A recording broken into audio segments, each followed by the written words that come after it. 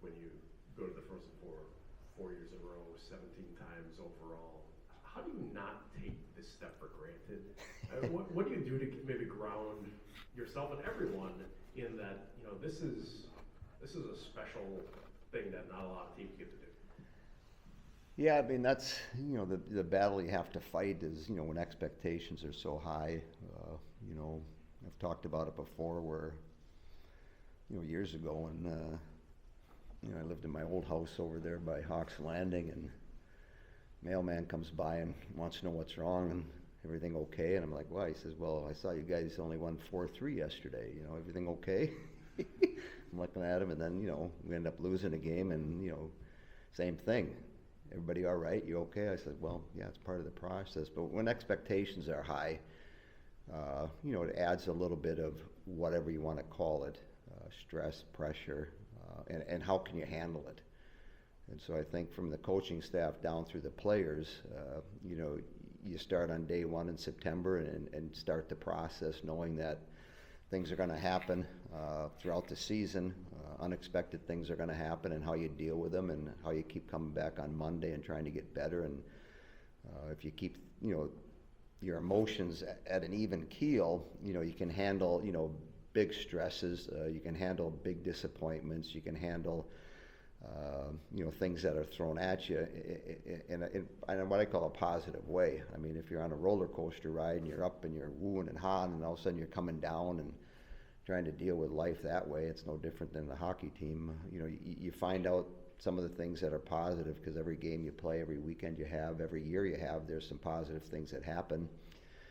Knowing that every year is not perfect, every game's not perfect, and what can we do as a coaching staff to influence our players and teach our players to maybe do some things differently for the next game, so we're a little bit better.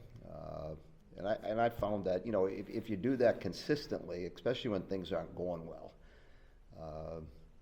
you have a chance to get better, and then you give yourself a chance at the end to have what looks like a pretty good season. And everything's reflected on the scoreboard. Well, the scoreboard doesn't mean you had a successful season or a successful game. I mean, sometimes you lose a game and you played pretty well, and you found some things about your team, and you take some things away from a loss or a game that you didn't play well, and you can use that to get better. So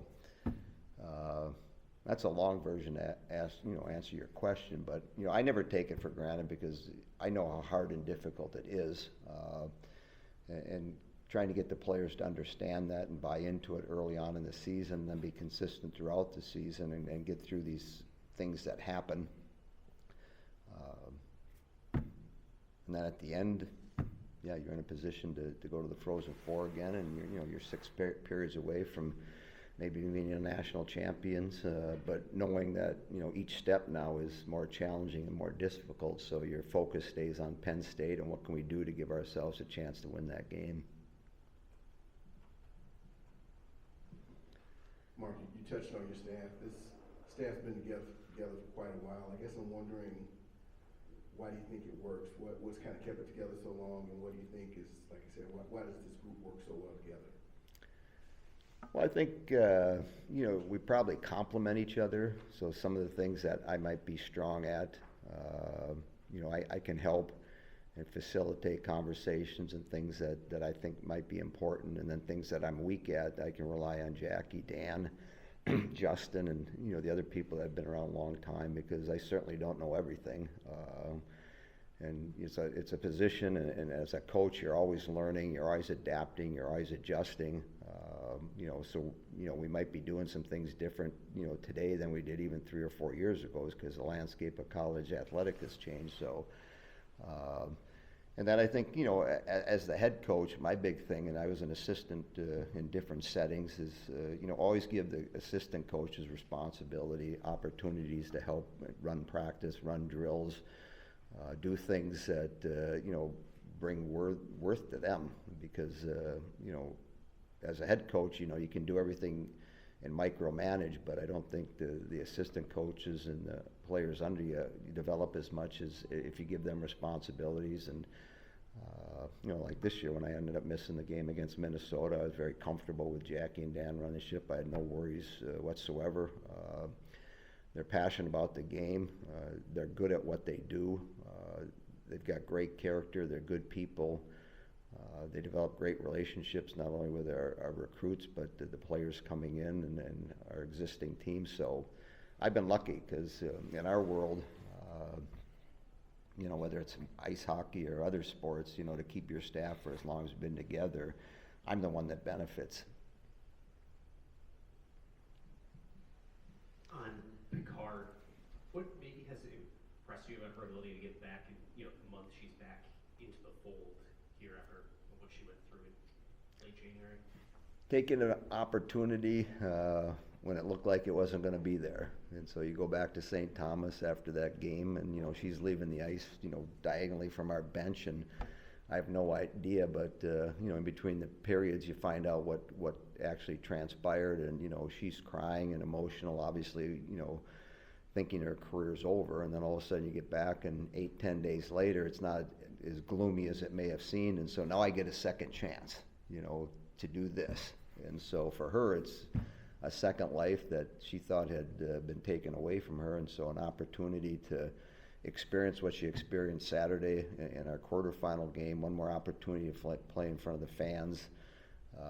So, I mean, if I'm in her shoes, it's the same thing. I got a smile on my face every day. I get an opportunity to go out and practice. I get to go on a plane now. I get to go play in a semifinal game in the national tournament. I mean, those things didn't look very good not too long ago, and all of a sudden they became, and so she took advantage. When she came back the weekend against Mankato, it added to our depth. She scored in both games, and so it's been a real positive since she's been back, and if I'm sitting in her shoes or her skates, I'm really excited to be part of the group in a capacity where I can have an impact. To kind of follow up on your assistant coaches, I guess I'm wondering, is there an example or two that you wouldn't mind sharing of how you think, Dan and Jackie kind of complement you?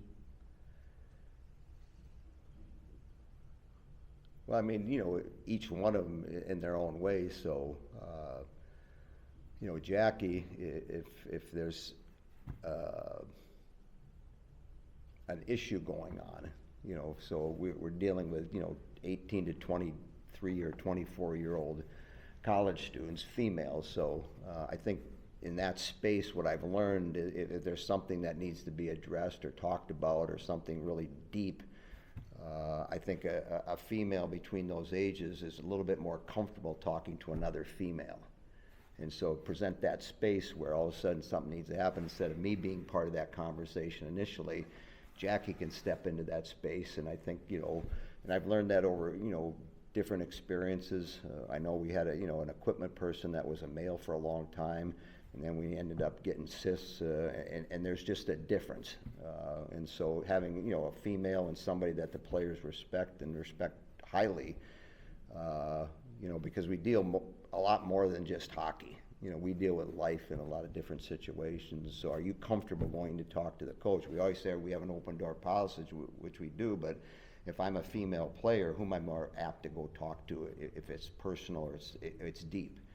And so, having Jackie in that position and her being comfortable, and again, she's a parent of 2 kids, and sometimes you take your coaching hat off and you put your parent hat on, and we're dealing with things that, people don't know about. And so that's part of being a coach and part of dealing with, college kids, because life goes on and things are happening away from the rink that, impact, performances, impact kids. And so to have Jackie in a position to be comfortable and have relationships with these kids is very, very helpful. And so, that's probably one example that, having especially a female and somebody that's been around a long time, people can trust, because, the seniors that graduate, and talk to the freshmen, and then the freshmen, become seniors, and you just sort of have this spiral that keeps going on and on. So yeah, go talk to Jackie, and so, and same thing with Steph, been around for a long time, and, the girls are more comfortable talking to women than possibly men. So that would be probably an example on Jackie's side. And Dan, he just cares about people, and so he's going to do things that are in the best interest of the individual, not only on the ice but off the ice. And again, what they do on the ice and what they do with video and what they do with their specific positions. Dan working with our defensemen, Jackie working with our forwards. They do a great job. And so, as the head coach, part of my job is to stay out of the way and let them do what they're good at. And I think sometimes as a head coach, you might want to be involved in everything, but I think, they've given me enough of what they've done for a long, long time that I trust them. And so in that trust, give them responsibility and then get out of the way. Something you said after Saturday's game about how there's been a couple times where you've had to kind of bring everyone back to it's about the team, it's not about me. Has that happened more, you think, this season? I mean, is that a function of the Olympics? Is it a function of something else? Or is it just kind of something that happens every year that you just have to occasionally Yeah. put that back into everyone's mind? No, I mean, I couldn't tell you the number, this year compared to, previous years, but, and part of that process, and I learned, probably after, 4, 5, 6, 7 years that, you go through these stages of the season, and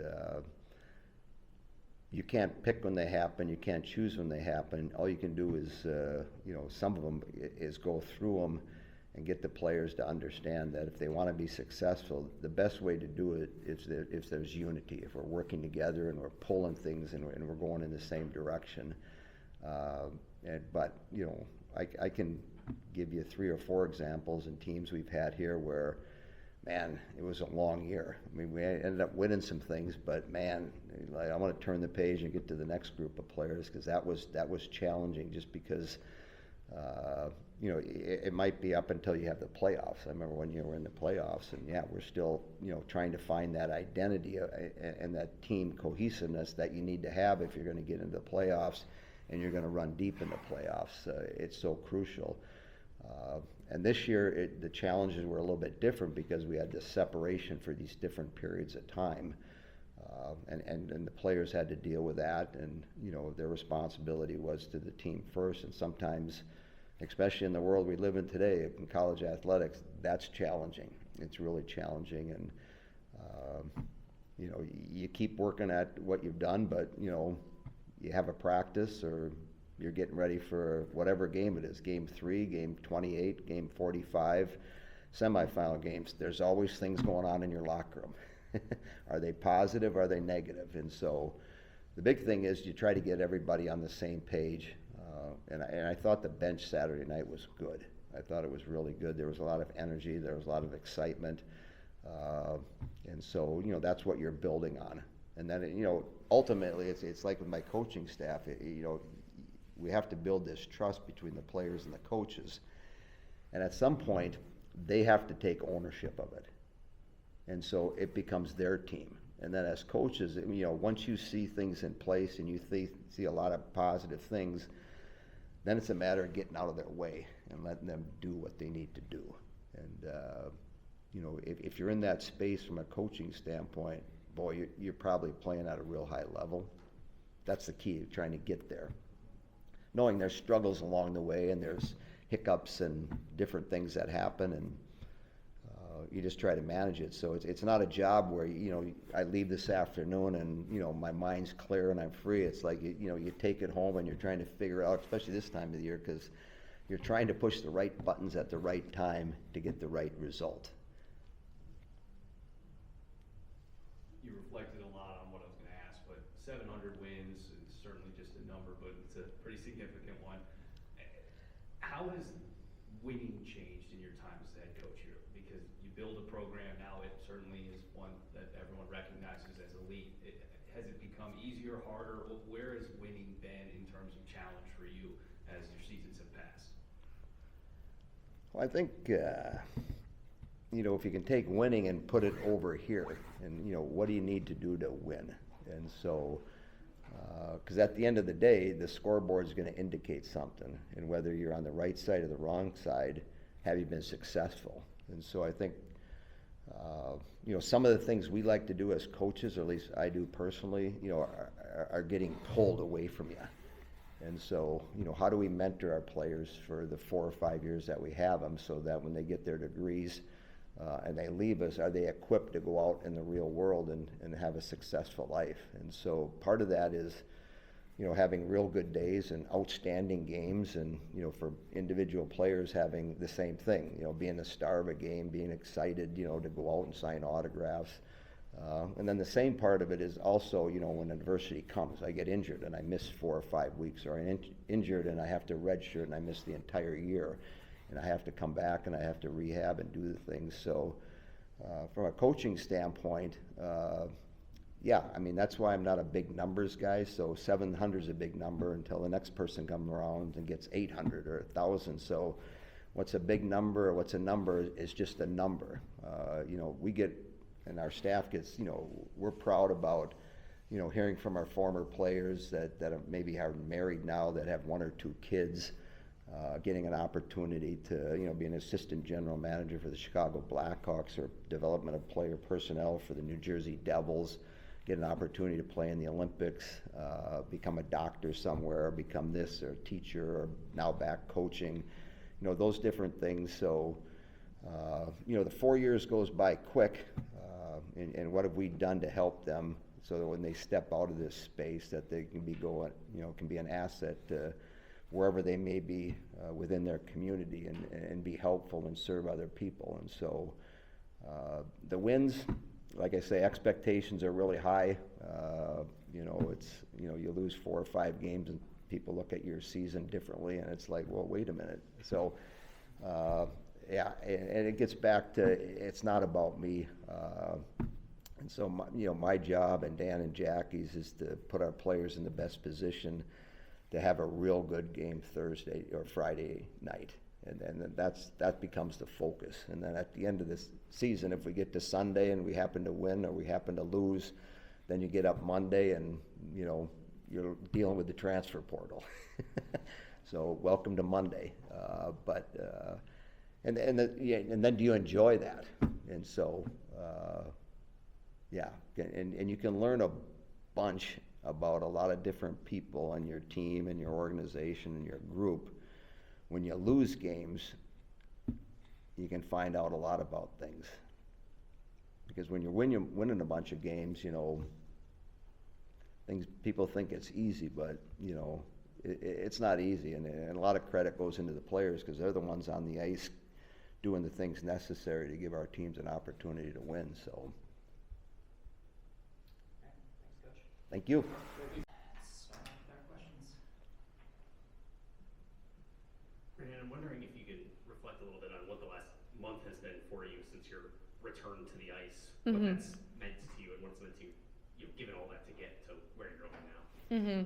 I guess my motivation to get back was to play for another national championship. I feel like I wouldn't have gone back as quickly if I knew we didn't have a chance to win the Natty. So I'm glad that it's kind of coming together and working out for me pretty well. And my knee's holding on really well. Obviously, it hurts a little bit, but when you play, you kind of forget about it with the adrenaline. But yeah, I'm really happy with how it's been. The last month has been hard, but I feel like winning makes it all worth it. Yeah. Coach has talked a lot in the last few days about the "it's not about me" phrase he's given a lot. Was that something like back in September he was talking about then? Because he could kind of foresee that, this was going to be a challenging year for everyone getting pulled in different directions. Yeah. How has the team, I guess, has that been a big thing, and how has the team responded to that, and what does that mean to you guys? Yeah. Coach has been coaching for a while, so it's kind of crazy that he was kind of foreshadowing this would kind of be an issue. Not that it's been an issue, but it's been always about us instead of about you since day one. I feel like the first day we all got on campus, we had a meeting in the video room, and he was like, this year it's going to be important to kind of change your mentality, because like you said, everyone had a different role. Some people were playing 30 minutes and now they're playing 0. So, but I think we've done a really good job at it.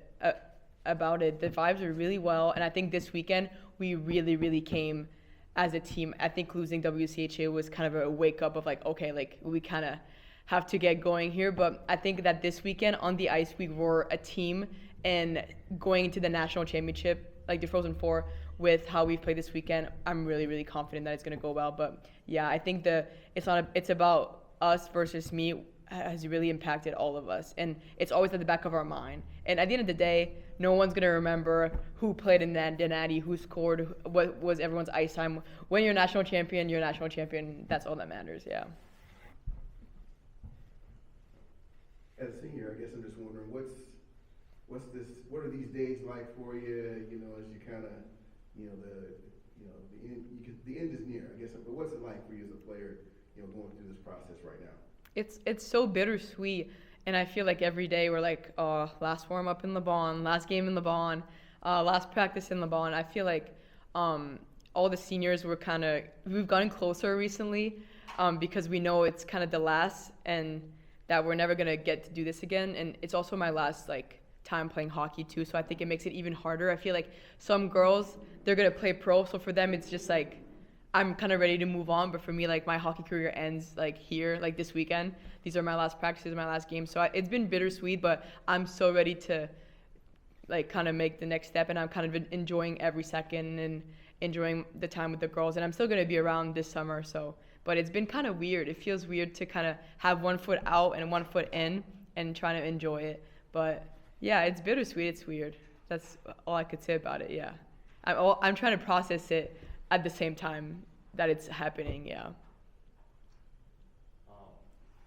The program itself is quite the draw to an aspiring collegiate hockey player to be able to play here and wear that uniform. But I know you spend a lot of time in the community. You've been recognized for some of the stuff you've done in the community. So how much has Madison, the town, the city, heightened your experience as a Badger? Oh my God. If I always think about this, if I had to redo it all again, would I choose Madison? And obviously 100%. And that's even why I'm staying here next year. I'm going to work in Madison. I just love the community. Everyone is so welcoming and nice around here. And I think being on campus is so, I don't know how to say this, stimulating in a way. I feel like everyone is working towards something. The vibes are unmatched. And if I had to say to anyone debating to go to Madison or somewhere else, they should definitely come here. The hockey is great, but I think everything else, my classes, the job opportunities I've had multiple jobs while also playing hockey. Yeah, I love the community here and the whole staff, from the academic advisor to Mark Johnson, the head coach. I'm so grateful, and I love Madison for the people mostly. Yeah.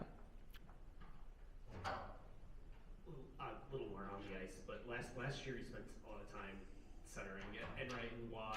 This year you're spending a lot more time with some of the younger folks. Mm-hmm. Finley, Pickle hanging, yeah. On syllables.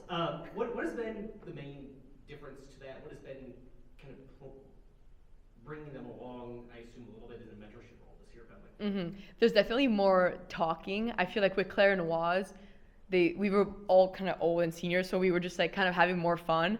But I feel like playing with Finley and Pickle, they're Pickle is new to the system, so I feel like there's a lot of talking and a lot of learning, which I love. I mean, I'm leaving next year, and I want her to kind of be ready to play big minutes because she's gonna be third, second line next year. So I kind of like that mentor role, and I feel like every practice, every game, we learn from each other. The lines have changed so much this year. I've played with so many different wingers, and I think a big part of this year has been a lot of talking on the bus, on the way to the games, after the games, on the bench, which is something I didn't have to do with Waz and Claire because it's kind of we just knew what we were doing, and we played together for 3 years. So yeah, I think a lot of talking has been happening.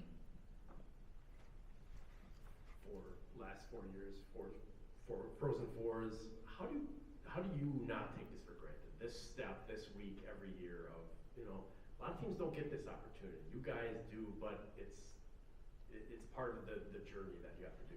Mm-hmm.